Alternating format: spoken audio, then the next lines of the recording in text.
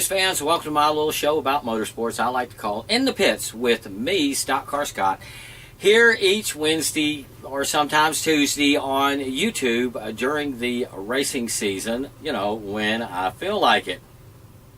Well, I'm getting the show out of the way tonight on Tuesday because the Camping World Truck Series race at Tony Stewart's Eldora dirt track is tomorrow on Wednesday. And I do not want to miss that, especially like I did a few years ago. That was literally painful, race fans. Last week's racing wasn't much to talk about this time around. Going to be a short show. Friday, Jimmy Johnson put the Lowe's 48 Chevrolet on the pole at Loudon, New Hampshire.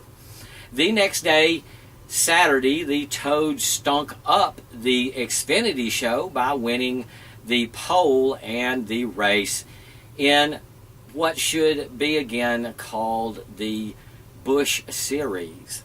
I'm being told that I'm seeing history in the making with the Toad getting all of these Busch League wins, but it is history I no more want to be part of than the brave Confederate soldiers wanted to be part of Appomattox. History or not, everybody wants to see their favorite driver win, not one guy win all the time. The next Xfinity Series race is Saturday at the Brickyard. The Busch Xfinity points, well, who cares? So after the Busch Xfinity race was over Saturday, I went out to Evergreen Speedway to watch super late models, street stocks, Northwest Pro 4 trucks, and Hornets under a clear sky with no threat of rain. Didn't know how to act there, race fans. Also, because the place wasn't so packed this time, I was able to get chili cheese fries without missing a race. In the races I recorded, Steve Patachik won the street stock 30-lap main. Nat Barber won again in the mini stock 25-lap main. And Doug Wilkinson won in the 25-lap Northwest Pro 4 Truck Series main. In the super late model twin 50-lap features, both races were won by former track champion Nama Lang. Tyler Tanner, who I've seen race at Talladega, finished third in both features in the car that set fast time earlier in the afternoon. When you hear something like that, it's time for a drink.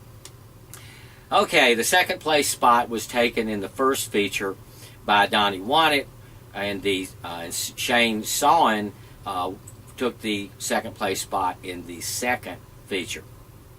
But the story of the night was how well and how long the crowd favorite Molly Hellmuth led the second 50-lap feature of the night. She took the lead from the second starting place on the first lap and led 47 laps until the restart after the second caution. She was then and only then overtaken by the 65 car with whom she battled through turns 3 and 4 on that 48th lap, causing both cars to lose ground to the cars that eventually finished the race first and second a few laps later. You could almost see the flags fluttering on the front stretch from the huge combined sigh from the audience when Molly lost the lead to Tyler and the race to Nama. Molly's fourth place is the best I've ever seen her finish. She had a podium last year, but I missed that, and I can tell this year that the team is improving and have high hopes for when Molly returns to South Sound Speedway for the Miller 200 at the end of this month. Maybe we could be getting close to a win soon. South Sound Speedway Another drink there. South Sound Speedway had the big rigs last weekend. So I haven't really checked into their website, but I did see on Facebook that Randy Butler had a big mini stock win on Saturday night. This weekend they have twin mains for all divisions instead of what would have been a really great show for South Sound Speedway had they been able to work out a deal with the West Coast Late Model Series as scheduled, but that did not happen months ago. So my wonderful wife and I will be traveling to the Hermiston Super Oval this weekend to see race number 5 of the Twisted Tea Better All Auto Sales West Coast Late Model Series, the Street Rides Unlimited 125. This will be our second trip to Northeast Oregon this season to follow the West Coast Late Model Series. The last event ended with a last lap pass that packed a bunch of excitement into the quarter-mile asphalt oval. And this time, 25 laps have been added, as if 100 laps wasn't enough. So, if you want to see some exciting late model racing this weekend, join my wife and me in Hermiston. I should also mention the Montana 200 was run this past weekend after weather postponed the event until Sunday. Owen Riddle was not able to repeat as winner due to a crash with the 64 car before the halfway break.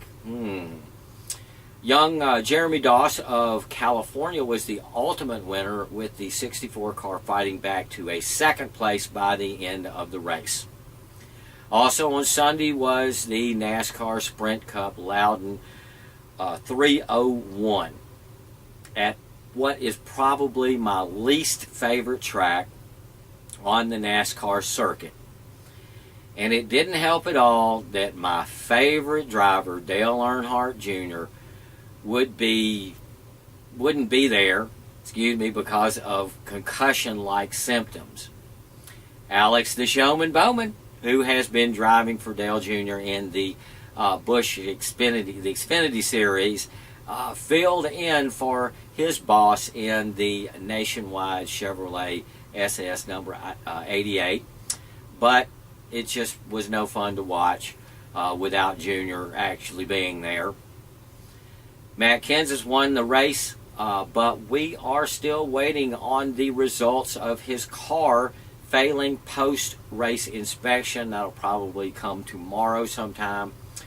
The last two cars that similarly failed were docked 15 points. If you remember, that was Casey Kane got hit with one of those penalties, and also Kyle Larson. And a few years ago, Carl Edwards lost a chase seeding win credit. Y'all remember how that works? The wins that you get during the season work in credit towards where you are seated during the chase. So he lost that, but kept the win in the record books after an infraction on a winning car several years ago. Sorry, folks. I expect Kenseth to receive the same punishment. Relatively speaking, my driver was the worst finisher because he wasn't even there.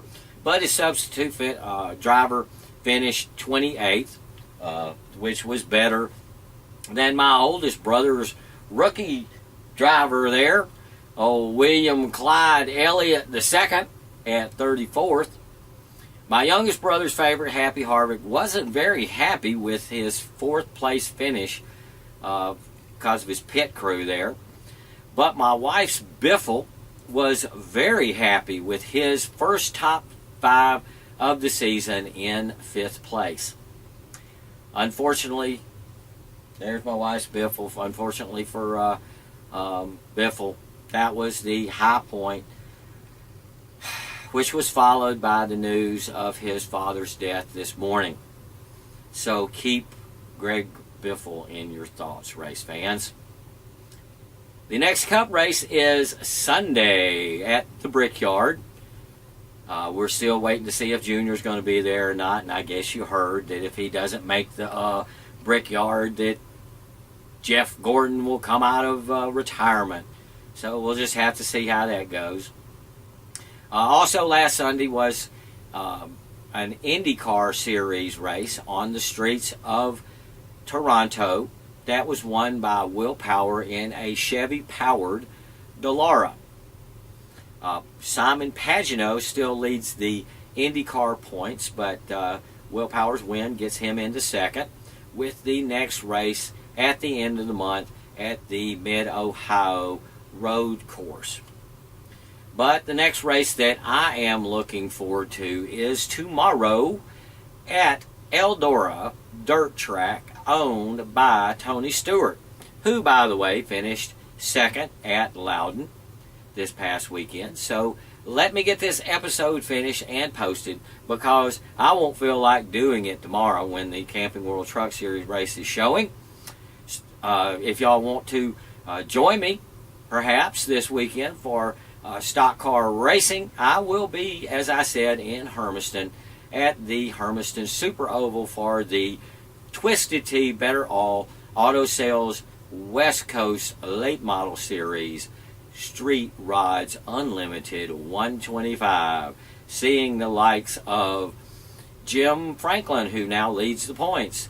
One of my favorites, Buck Knoll Jr. and Todd Connell and Andy Soule and Brooke Schimmel, and all sorts of favorites running there on the hot quarter mile there in Hermiston. And you know, I'll be back here next Wednesday on the YouTube to tell you race fans all about it on my little show about motorsports I like to call In the Pits with me, Stock Car Scott, here each week when I feel like it.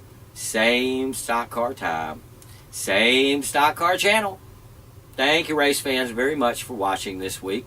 And, you know, there's a comment section where this video is posted.